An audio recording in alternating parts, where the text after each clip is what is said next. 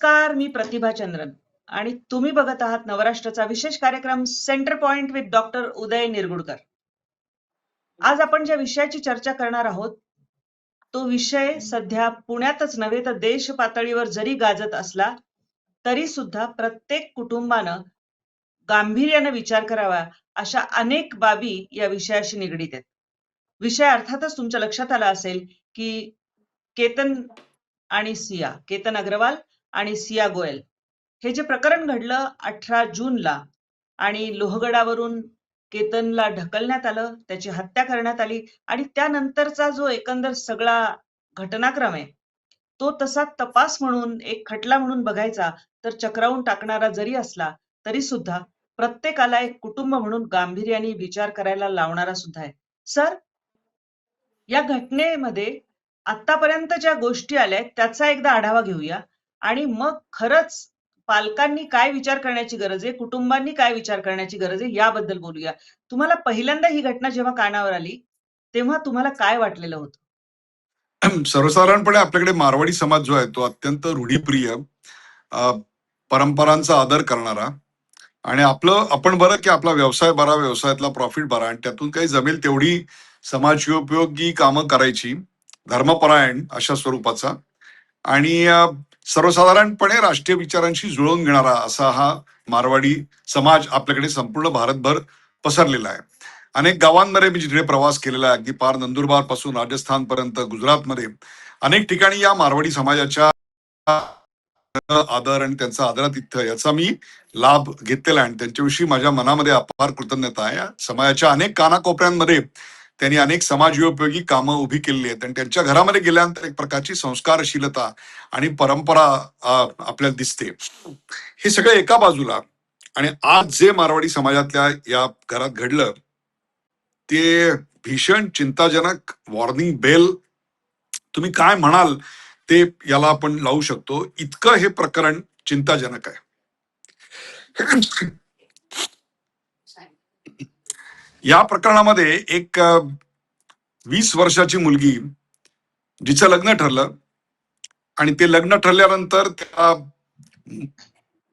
मुलाबरोबर आपले सूर जुळणार नाहीत असं तिला वाटलं, किंबहुना त्याचा खून करण्यापर्यंत तिची मजल जाते. यात कुठली कायद्याची भीती वाटत नाही, कुठल्याही प्रकारचे संस्कार आपल्यावर झालेत असं चिन्ह दिसत नाही त्या मुलीमध्ये आणि अत्यंत निर्घृणपणे एखाद्या सराईत गुन्हेगारासारखी तिने आणि तिच्या प्रियकरांनी ही हत्या करावी. हे केवळ लव्ह ट्रायंगलचं प्रकरण आहे असं मला वाटत नाही, तर त्याच्या पलीकडे जाऊन मला असं वाटतं इथे कुठेतरी कुटुंब, समाज, कायदा या सगळ्यांचाच प्रश्न ऐरणीवर या निमित्ताने आलेला आहे. बरं, वय वर्ष 20 म्हणजे सिया जी आहे, सिया गोयल ही 20 वर्षाची आहे. तिचा जो प्रियकर आहे चेतन तो आहे 22 वर्षांचा. 20-22 वर्षाची ही मुलं, ह्यांना एवढं धाडस झालं की एक खून करावा, एक जीव घ्यावा, परंतु आपल्या घरातल्यांशी संवाद साधून त्यांना नाही सांगता आलं की हा विवाह मला मान्य नाहीये आणि त्याची ही कारण आहे. इथेच कुठेतरी प्रतिभाजी कुटुंब प्रबोधन याची गरज आपल्याला अधोरेखित होते. आज कुटुंबामध्ये एकत्र संवाद संपलेला आहे, एकत्र जेवण संपलेलं आहे. अगदी साऱ्या साऱ्या गोष्टींवर चर्चा केली तरी हरकत नाही, काही पुतीन आणि झेलेन्स्की यांची चर्चा करायची गरज नाहीये, परंतु साध्या आपल्या रोजच्या जीवनातल्या घटना आहेत. आज आयुष्यभरात दिवसभरात काय घडलं, काय अडचणी आल्या, काय मात केली, कोणाचं काय पाहिलं, त्याविषयी माझं मत काय झालं याविषयी काही बोलणंच नाही. जेवणाच्या टेबलावर बसतात तेव्हा सगळ्यांचे डोकी जेवणाव्यतिरिक्त कुठे असतात तर ती मोबाईलमध्ये असतात आणि जेवण झालं की मग पुन्हा आपापल्या खोलीमध्ये प्रत्येक जण एखाद्या कारागृहात बंद केलेल्या बंदिस्त घरासारखा प्रत्येक माणूस एक बेट झालाय, त्या बेटामधले संवादच संपलेत. मला असं एक मोठं मारवाडी कुटुंब माहितीये, अत्यंत काय म्हणू आपण ज्याला उद्योगामध्ये यशस्वी असलेलं ते म्हणजे कुमार मंगलम बिर्ला यांचं कुटुंब आणि त्यांच्यामध्ये त्यांच्या मातोश्री राजश्री बिर्ला त्यांनी एक नियम केलेला आहे की जेवायच्या वेळेला रात्री सगळ्या कुटुंबाने एकत्र आलं पाहिजे आणि एकत्र येऊन त्यांनी अर्धा तास जेवण केलं पाहिजे, एकमेकांशी संवाद साधला पाहिजे, सुखदुःख शेअर केली पाहिजेत आणि त्यावेळेला स्ट्रिक्टली एवढं मोठं कुटुंब, हजारो लाखो कोटीचा व्यवसाय, 100 देशांमध्ये त्यांचा व्यवसाय आहे, इतक्या क्षेत्रामध्ये व्यवसाय आहे, पण मोबाईल बाजूला असतो आणि ते एकमेकांशी संवाद साधतात. मग त्या कुटुंबात हे जमतं, मग इतर ठिकाणी का नाही जमत?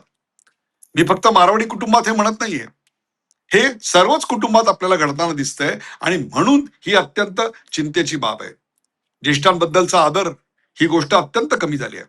भाषा, वेश, भवन आणि भ्रमण हे नेमकं कोणत्या गोष्टीसाठी का केलं जातं याच्याबद्दलची पालकांना काहीच माहिती नाहीये.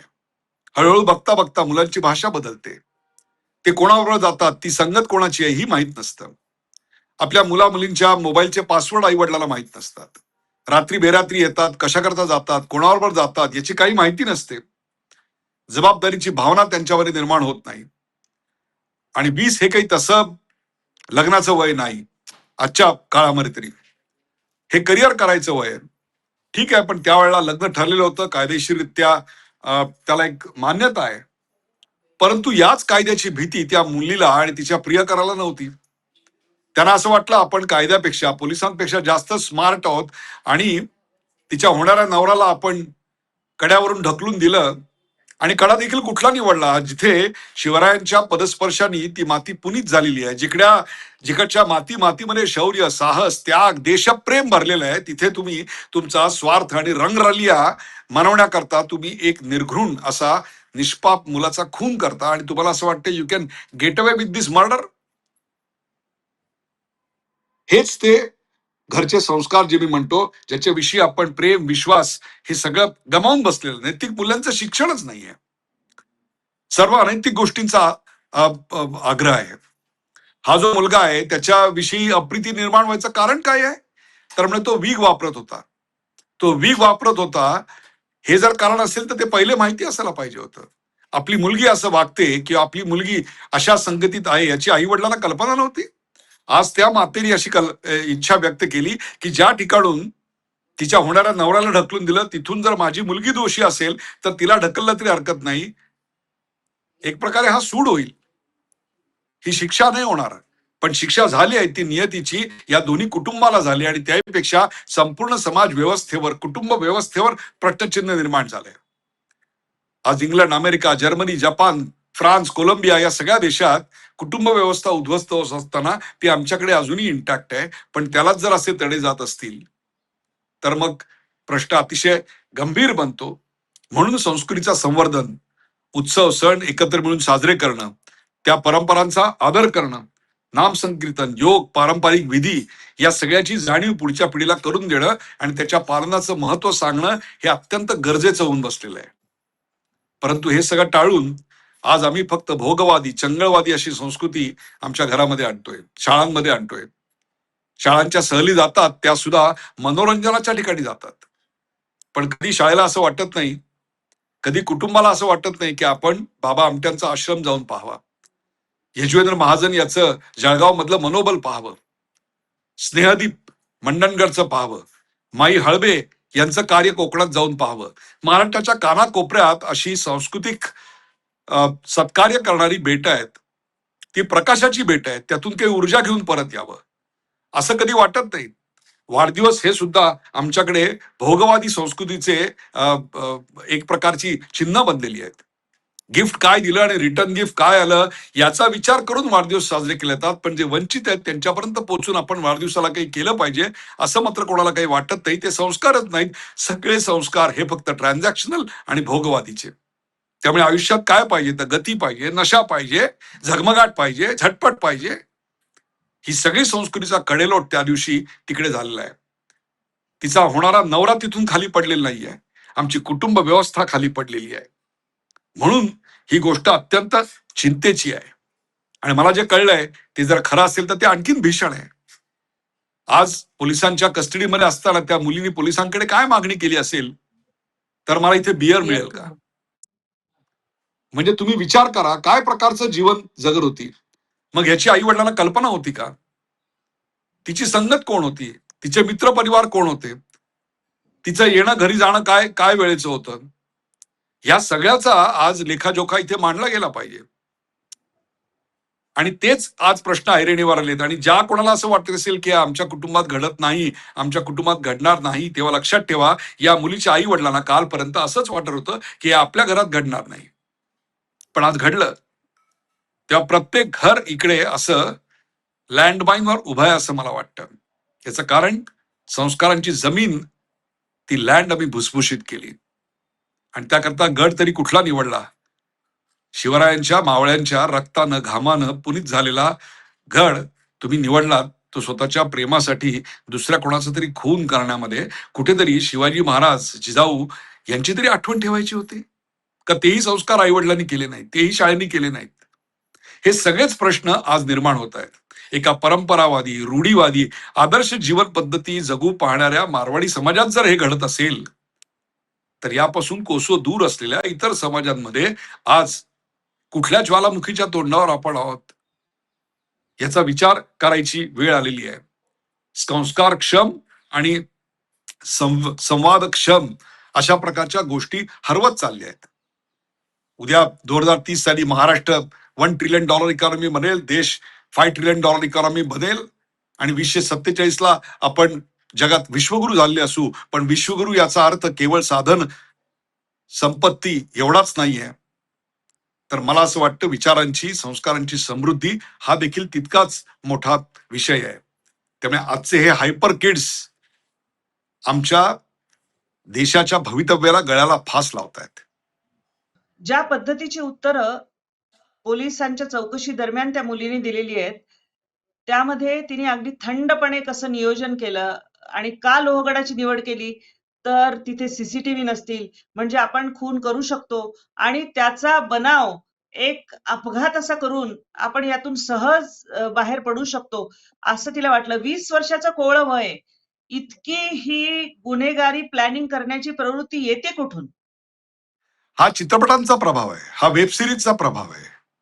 ज्या वेब सिरीज मध्ये दर मिनिटाला एक शिबी असते, दर 5 मिनिटाला एक बलात्कार आहे, दर 5 मिनिटाला एक खून आहे, हेच सगळं दिवस रात्र पाहत असतो आपण. आणि दुर्दैव आहे की याचे संस्कार त्या मुलीवर झाले होते आणि तिला असं वाटलं आपण चित्रपटात दिसतं त्याप्रमाणे एखाद्याचा खून करून त्याला एखाद्या पेटीमध्ये बंद करून ती पेटी नदीत कुठे टाकून दिली तर आपण या सगळ्यातनं निसटून जाऊ शकतो. पण महाराष्ट्र पोलिसांनी यापेक्षा कठीण केसेस सॉल्व्ह केलेत याची त्यांना कल्पना नाहीये. कानून के हात बहुत लंबे होते. त्यामुळे आज ना उद्या ते पकडले जाणारच होते आणि पोलिसांनी बरोबर शोधून काढलं की ऐन गरमीच्या दिवसात एक जॅकेट घालून त्याला हुडी लावून एक माणूस भर दुपारी कशा करता गडावर जातोय आणि गड पाहायला गेलेला माणूस हा असा अर्ध्या तासात परत कसा काय येतोय, गड अर्ध्या तासात कसा काय बघून झाला, ह्याच्यातनं सगळी चक्र फिरायला लागली. आणि मग त्याआधी त्यांचं एका कॉफी शॉप मध्ये भेटणं, तिथलं संशयास्पद वागणं, त्यातले संशयास्पद व्हिडिओ आणि आपल्या होणाऱ्या भावी नवऱ्याचा पार्थिव समोर आल्यानंतर तिचं थंड नजरेनं असणं आणि त्या घरातल्या एका मुलीनं ते ज्येष्ठांच्या नजरेला आणून देणं की आपल्या दादाचं शव आल्यानंतर या मुलीच्या चेहऱ्यावर कुठलंही दुःखाचा लवलेश नव्हता. पोलिसांनी पहिल्यांदा हे लपवूनच ठेवलं की त्याचा मृत्यू झालेला आहे. त्यामुळे अस्वस्थता आलेली चेहऱ्यावर त्यांना लगेच दिसली आणि हे सगळं उघडकीला आलं. हे अत्यंत दुर्दैवी प्रकरण आहे. आजच्या पिढीला असं वाटतं की आपण पोलिसांना, कायद्याला चकमा देऊ शकू. Not any more. नुसते सीसीटीव्हीज नाही तर पोलिसांकडे अनेक मार्ग असतात हे सगळं वदवून घ्यायचे.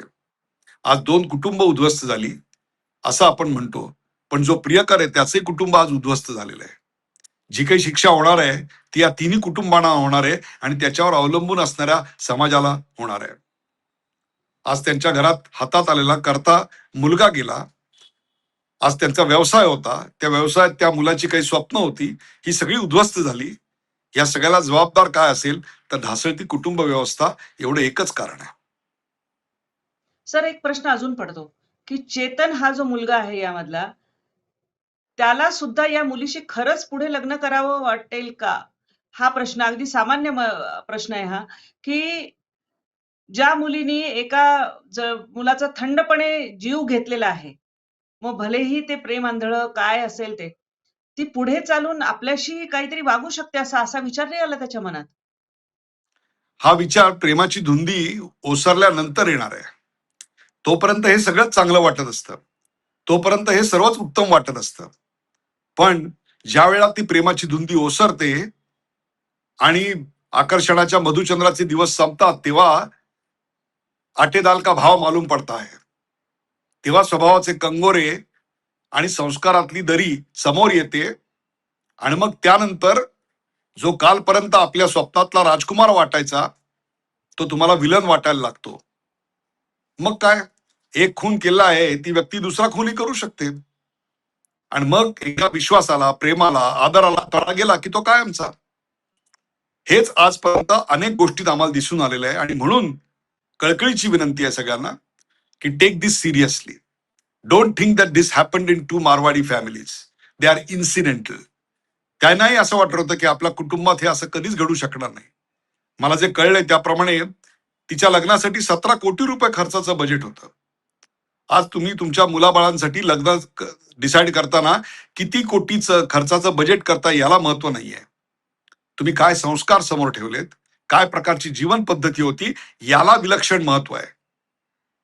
आणि आज या प्रकरणातून हाच महाराष्ट्रासमोरचा एक धडा आहे की कृपा करा, सुट्ट्या ज्या घालवायच्या आहेत ना त्या फक्त पॅरिस, न्यूयॉर्क मधल्या नाईट शोज दाखवत, तिथली उत्तान दृश्य आणि नृत्य दाखवत पाश्चात्य संस्कृतीच्या अंधानुकरण आणि त्याचं ग्लोरिफिकेशन करणाऱ्या गोष्टी दाखवण्यापेक्षा त्यांना एकदा महाराष्ट्रातली ही अशी संस्कृतीचा विस्तार करणारी, एकमेकांची अश्रू पुसणारी जी बेट आहेत, यजवेंद्रचा मनोबल आहे जळगावचं, त्याच्यानंतर स्नेहदीप, किती नावं तुम्हाला मी सांगावीत.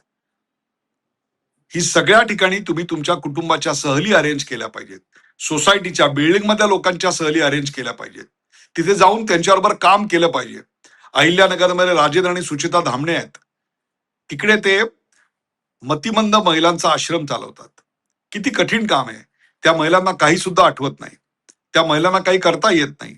अशा 350 महिलांची काळजी गेले 27 वर्ष हे दाम्पत्य आणि त्यांचे चिरंजीव घेत आहेत. दोघांनी आपल्या आयुष्याचा अक्षरशः होम केलेला आहे. हे सगळं मी तुम्हाला, भरत केळकर नावाचे सद्गृहस्थ आहेत. जगात जिथे युद्ध चालू असतं तिथेही व्यक्ती जाते आणि फुकट सर्जरी करते. जिथे बॉम्ब टाकलाय, ज्यांनी बॉम्ब टाकला तो एका बेडवर आणि ज्याच्यावर पडला तो दुसऱ्या बेडवर, आणि दोघांची सर्जरी करणारा एक मराठी माणूस, आणि ती देखील कुठल्याही अपेक्षेविना. ही जी माणसं आहेत त्या माणसांचे संस्कार, अशा माणसांचे संस्कार होणं अत्यंत गरजेचं आहे. सुमेधा चिधडे आयुष्यातल्या सगळ्या सुखाच्या, चैनीच्या गोष्टींचा त्याग केला आणि काय केलं तर सियाचीनमध्ये घरोघरी जाऊन 100-100, 150-150, 200-200 रुपये गोळा करून त्या बाईंनी तिथे ऑक्सिजन जनरेशन आणि रिफिलिंग प्लांट काढला. कारण ऑक्सिजन शिवाय एक सेकंद आपण जगू शकत नाही अशी वस्तुस्थिती आहे. पाण्याविना आपण काही तास राहू शकतो, परंतु ऑक्सिजन शिवाय अशक्य. आणि तिकडे सियाचीन मध्ये त्याला शवपेटी म्हटलेलं आहे. तिथे आपले सैनिक जातात आणि ऑक्सिजन विना मरतात. मग त्यांच्यासाठी हे शासनाचं काम आहे, हे सेनेचं काम आहे म्हणून त्यांनी पाहिलं नाही. त्यांनी स्वतः तिकडे ते काम केलं. त्यांची मुलाखत मी स्वतः घेतलेली आहे. आणि त्यानंतर त्यांना पंतप्रधानांनी बोलावून घेतलं आणि पंतप्रधान सुद्धा त्यांचं काम बघून चकित झाले. एका सामान्य शिक्षिकेने उभा केलेला हा ऑक्सिजनचा संसार, हा कशासाठी होता? हा राष्ट्रासाठी होता. एक उच्च ध्येय होतं त्यांच्या समोर. आणि इकडे काय तुम्ही करताय? तुमच्या जो काही प्रियकर आहे त्याच्या बरोबरच्या तुमच्या प्रेमाची पायरी काय आहे? पहिली तर ती पायरी म्हणजे एका माणसाचा मृतदेह आहे. त्या मृतदेहावर पाय देऊन अविश्वासाच्या, कृतज्ञतेच्या अशा टप्प्यांचं पार करत तुम्ही खरोखरच तुमच्या आयुष्याचं, प्रेमाचं मंदिर उभं करू शकणार आहात का? विचार करा. मोह, आकर्षण 20-22 हे वयात प्रत्येकाला असू शकतं, परंतु त्यावर मात करणं आणि त्याकरता घरातले संस्कार आणि स्वतःच्या पलीकडे जाऊन कुटुंब, समाज यांचा विचार करायची गरज, आणि त्याकरता शेअरिंग, केअरिंग, कुटुंबामध्ये मिनिंगफुल डिस्कशन, एकमेकांवरचा विश्वास. कुठली गोष्ट आपण सांगितली तर आपल्याला घरचे टोमणे मारणार नाहीत, तर आपल्याला मार्ग दाखवतील. परंतु इकडे मोठ्याला धन्यता, आमच्या काळात असं नव्हतं हे सांगायची, आणि आमच्या काळात हे असंच असतं असा अट्टाग्रह धरायची नवीन पिढीची सवय. तोच आग्रह आणि पियर प्रेशर. उसने किया तो मैंने क्यों नहीं किया. त्यांनी बियर प्यायली, त्यांनी सिगरेट पिऊन प्यायली, मग तो अनुभव मी पण घेतला पाहिजे. आणि मग एकच प्यालाची सुरुवात होते, आणि मग 1चे 2, 2चे 4 कधी होतात, आणि प्रत्येक रात्र रंगीन कधी होते, आणि मग प्यालावरून आपण ड्रगवर कधी पोहोचतो हे कळत नाही. ही सगळी व्यवस्था सुधारायची असेल तर कुटुंब प्रबोधन हा त्याचा पाया आहे असं मला वाटतं. अगदी बरोबर आहे. कुटुंब प्रबोधन हा पाया आहे निश्चितच. सर, एक गोष्ट महत्वाची अशी आहे, की विवाहपूर्व सगळं एक ज्याला म्हणता येईल समुपदेशन, हे नव्या पिढीचं करण्याची प्रचंड मोठी गरज आहे. त्याचबरोबर कुटुंबांचं करण्याची गरज आहे. काय बघावं, काय नाही, हे करण्याची गरज आहे. तुम्ही अगदी टेलिव्हिजनचा एक म्हणजे तुम्ही एक मुद्दा बोला. मांडलात, की सातत्याने ओ-टी-टीवर काय बघत असतात. तर भारतामधलं मला आठवतं, की भारतात जेव्हा पहिल्यांदा टेलिव्हिजन येणार होता, त्यावेळी पी.सी. जोशी कमिटीचा एक रिपोर्ट होता आणि त्या रिपोर्टमध्ये सांगितलेलं होतं, की तुम्हाला आवडो अथवा न आवडो, तुमची पुढची पिढी हे टेलिव्हिजन घडवणार आहे आणि त्याच्या हो. आयुष्यभरामध्ये तो 64,000 हत्या आपल्या म्हणजे आपल्या बेडरूममध्ये किंवा ड्रॉइंग रूममध्ये बसून बघणार आहे. हे सगळे धोके होते. या सगळ्या धोक्यांपासून दूर राहायचं असेल, तर खूप वेगळा विचार करण्याची गरज आहे. आई वडील यांच्या व्यतिरिक्त टीव्ही म्हणजे त्र्यंबक विठ्ठल हा एक नवा पालक आहे आणि तो नवा पालक त्यांना समाजाच्या अशा खिडक्या उघडून दाखवतोय की ज्या सुरुवातीला खूप आकर्षक वाटतात पण त्याच्यावरच्या धोक्यांची जाणीव होत नाही. तेच ओटीटीचं आहे. ओटीटीवर पण तोच नंगा नाच सुरू आहे. तिथे कुठली सेन्सॉरशिप नाहीये. 5 मिनिटं तुम्ही शिवी न ऐकता एकही ओटीटीवर ची क्राईम सिरीज नाहीये आणि अत्यंत निर्घृणपणे विचारपूर्वक केलेल्या हत्या आहेत पोलिसांना चकमा देण्यासाठी. आणि मग अशी एक थ्रिल निर्माण होतं की ये झिंग हम भी करके देखेंगे. आणि मग त्यातून या आकर्षणातून दोघांनी मिळून केलेला प्लॅन एकमेकांशिवाय जीवन जगणं शक्य नाही असं वाटतं. असा तो काळ आहे प्रेमाचा. पण ती प्रेमाची धुंदी आणि मधुचंद्राची रात ओसरली की मग त्यातला विसंवाद समोर येतो. दुर्दैव आहे की आज हे एका संस्कारक्षम आणि अत्यंत सुसंस्कृत अशा संपन्न मारवाडी कुटुंबात घडलं की ज्या समाजाने आजवर गावागावात आपली परंपरा जपण्याकरता आपले सणवार जपण्याकरता पराकाष्ठा केलेली आहे प्रयत्नांची. त्यामुळे इतर समाजासाठी ही एक वॉर्निंग बेल आहे. Have a dialogue in the family.